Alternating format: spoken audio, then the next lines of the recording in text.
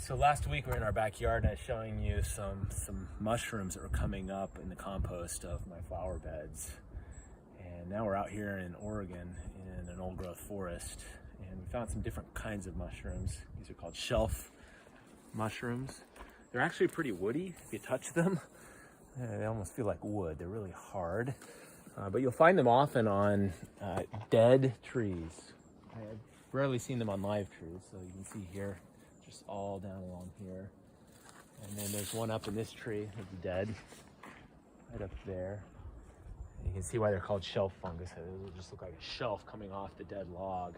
And you can find them down there some, just kind of poking off that dead one, that dead branch that's broken off, and that sideward tree that's fallen down. There are a couple of down there.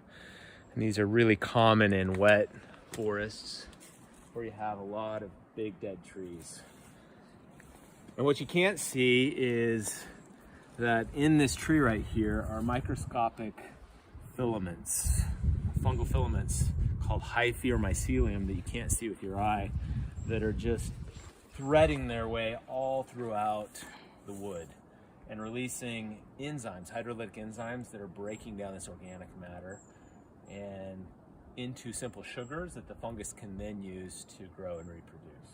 The reproduction is right here in the mushroom or the fungus itself. That's where meiosis is occurring, spores are being formed, and then those spores will be released into the environment to grow more.